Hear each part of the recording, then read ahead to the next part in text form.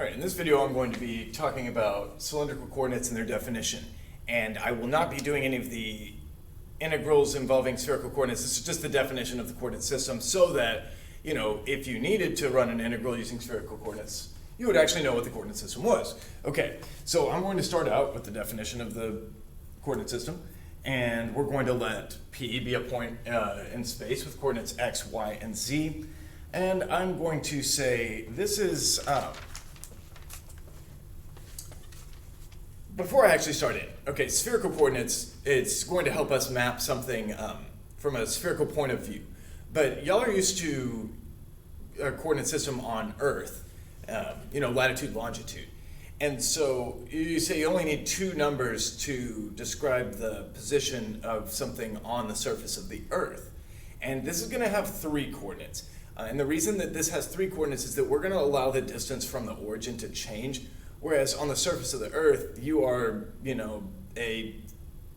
assuming it's a sphere, a finite distance from the center.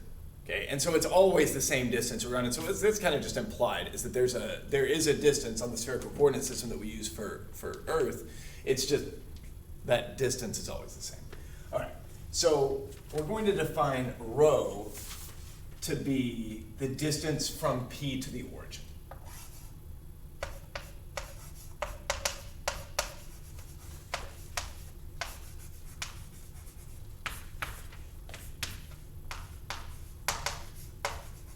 Much like r was with polar coordinates. Okay? And theta is going to be the same as it was in polar and cylindrical coordinates. Okay? So theta is going to be angle from the positive x-axis.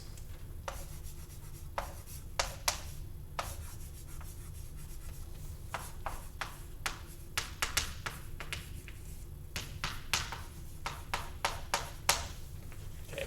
This could potentially go negative. Okay. For distance from P to the origin, we're going to always assume that this is positive. So I'm going to say, just as an aside, rho is strictly non-negative, right? At the origin, rho is 0, but otherwise, we're going to just say rho is going to be a positive number. And then, but that's not going to be enough, right? For us to say, a distance along an angle, that's pretty much going to just give us a circle. And what we need is some sort of measure of the, how high up on the sphere are we? And so that's kind of like what we would interpret as latitude. And we're going to call that angle phi. It's going to be angle from the positive z-axis.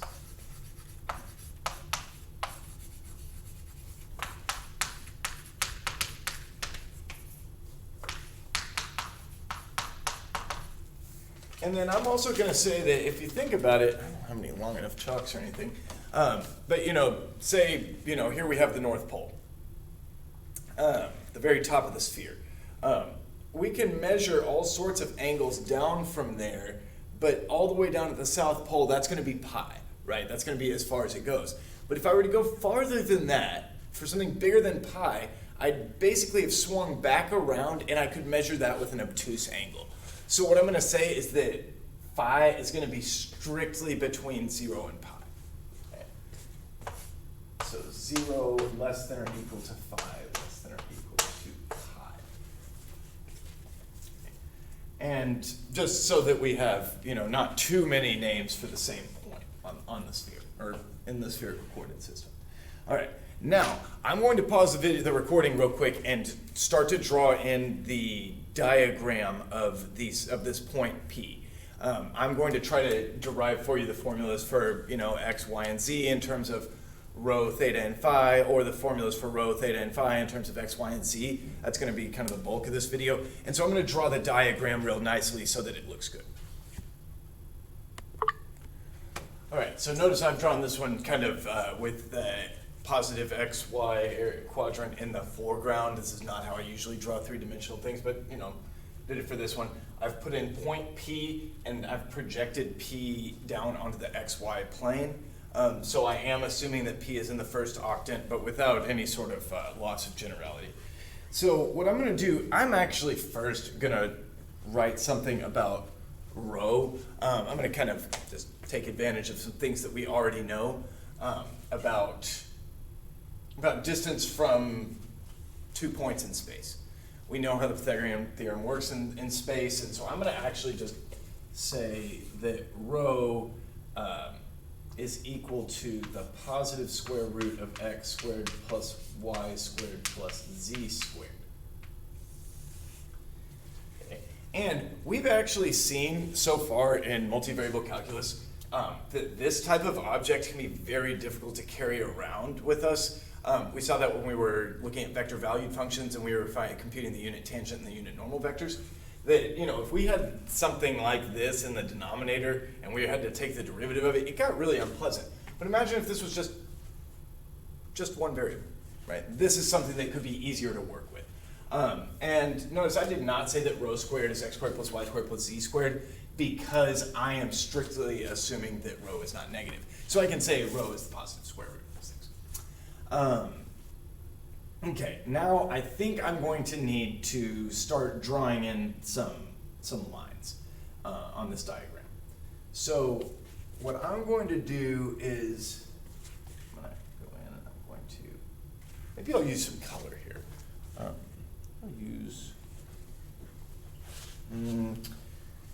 the yellow because I know I'm going to need to draw in a couple of triangles here, so I'm going to just kind of connect that.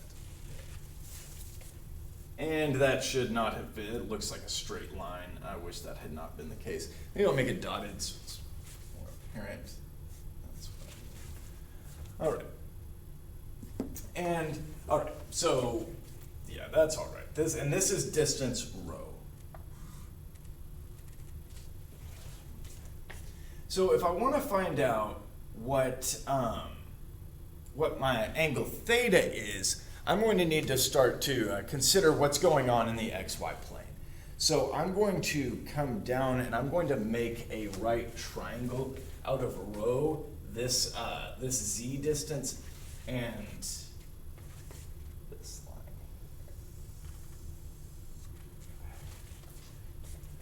Okay, that's not as straight as I would have hoped for it to be. Let me try that one more time, but if I can't get it, I can't get it, right? So start here. All right, as good as I got. Okay, what I'm going to do is I'm going to kind of draw in a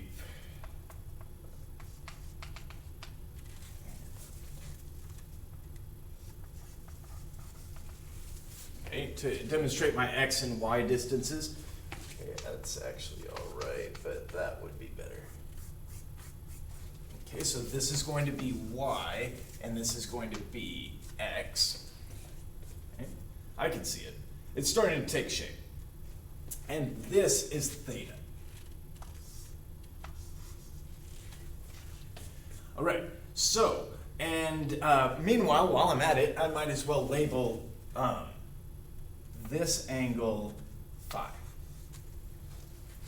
Okay, so I've got, okay, just to be most specific, I'm going to come into a little erasing there. All right, so I've got that.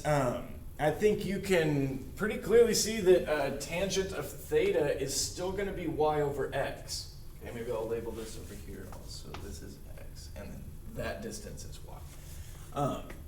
Tangent of theta is y over x. So theta is still going to be arctangent of y over x.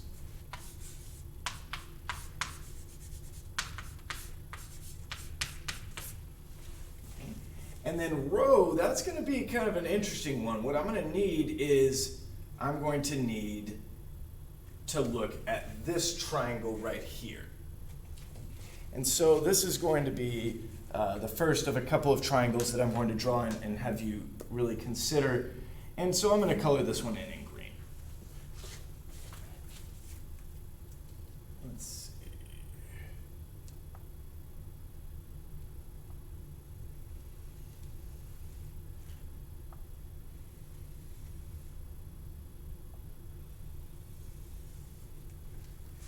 All right. So then I'm going to pop this one out, and I'm going to do some work on it right down here.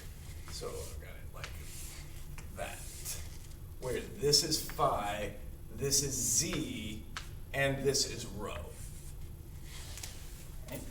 So what I know is that if I wanted to get an equation for phi, the cosine of phi is z over rho. So one thing I know is that phi, if I wanted to get an expression for it, phi is inverse cosine of z over rho. But that's not really what we're looking for. We're looking for an equation for phi in terms of x, y, and z, right? These are all in terms of x, y, and z. But I've got this rho here. But the nice thing is I have an equation for rho in terms of x, y, and z, so I'm going to actually just make that substitution. And the thing that we're going to take our cosine of is going to get, a lot worse, but to have it entirely in terms of x, y, and z, it's going to be z over rho. So z over the square root of x squared, y squared, and z squared.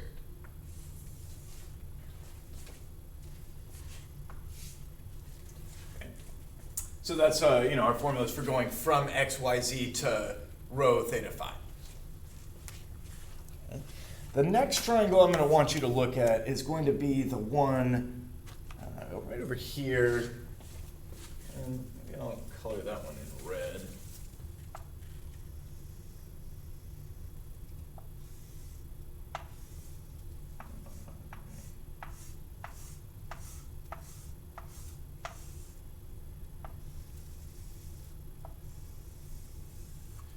All right. And I don't know if you can see at home, I don't know if it's very clear which one is the right angle, but I'm going to just, remind you that this is the right angle, this right triangle. All right. So I'm going to go over here and I'm going to kind of, reproduce it this way. And so the top angle is theta. This is kind of a backwards drawing from what we're used to. The vertical leg is x and the horizontal leg is looking like y. But it just has to do with the perspective I drew this picture at in the first place. All right, so if I've got that, what would I be caring about that? Oh, okay. Now, there's going to be another one that I'm going to need to, find. I need to find this distance here. Now, in, polar coordinates, if we were just ignoring z altogether, this would be our r, right? And so r is the square root of x squared plus y squared. Okay? But I don't think that that's exactly what I want to use. I think I want to pop out yet another triangle. I think I just kind of noticed this on my own when I was writing out my notes, and I didn't actually put this in my work. Okay, so I'm going to pull this triangle. I'm going to just do a little bit of quick work on it. Okay, and in this case, this is the right angle. So let's say on this, I've got, this is r. This is the thing I'm interested in expressing because r just is not really part of our picture here. Okay, this is r. This is something I want to get a formula for so I can talk about x, y, theta, and stuff like that. The hypotenuse is rho,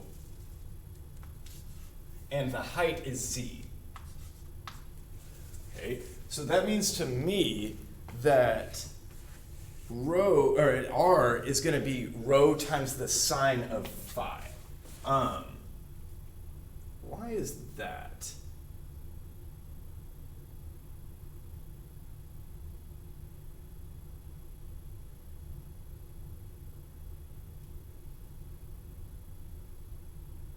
Give me a second. Okay, I figured it out. The way I had drawn it initially when I was sketching this out was I'd drawn another parallelogram up here and I'd actually worked on that triangle, but that's not what I'm going to do. I did not draw enough, didn't draw enough room for this. What I'm going to tell you is that this angle is going to be phi complement, which means this one's also going to be phi. Okay, so that means that that one's going to be phi, and it's something you could do, kind of sit down and draw out if you were not believing me.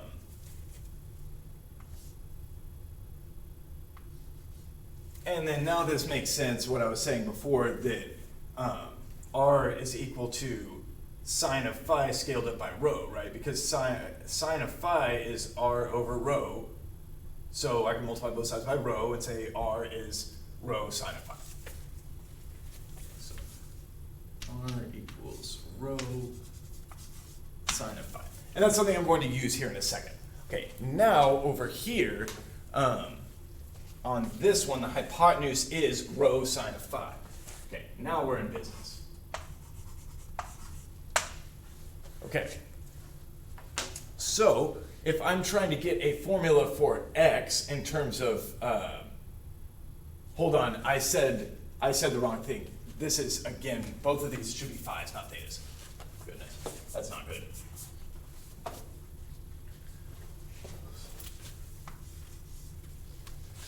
Rho sine of phi, rho sine of phi. All right, now we're back. So I want a formula for x, and I think this should be good, because cosine of theta, let's do the work over here real quick. Cosine of theta is going to equal x over rho sine phi. Okay, so that means to me that x is going to be rho cosine theta sine phi.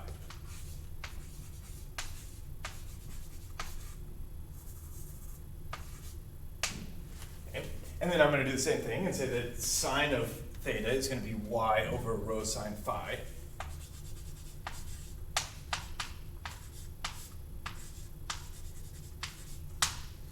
Okay, meaning that y is going to be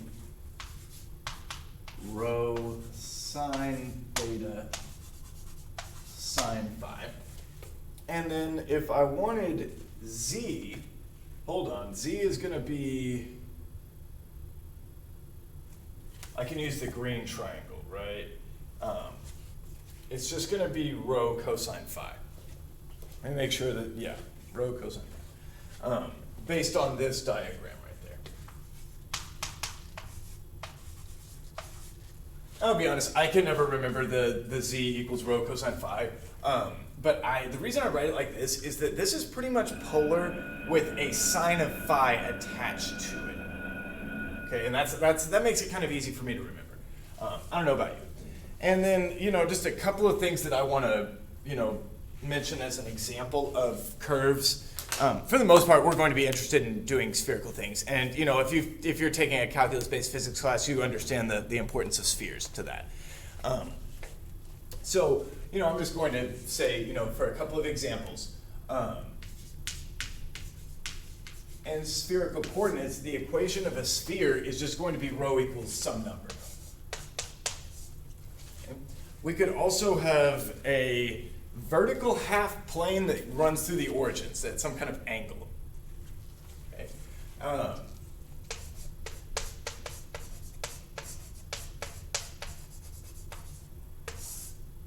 That's going to be, hold on just a second, that's going to be theta equals a number, right? Yeah, that's going to be theta equals c. And then a half cone, the cone that only goes up, say, is going to be, or I suppose down, depending on the value of phi, right? If phi was greater than pi over 2, we'd have a downward facing cone. So a half cone can be expressed as phi equals a constant. Okay, but we'll have much more to do with this when we go to integrate on certain functions or certain regions that need spherical coordinates, especially triple integrals, memory serves. But really, kind of the bulk of what we were doing here is to just to develop these formulas so that we can use them when we need them.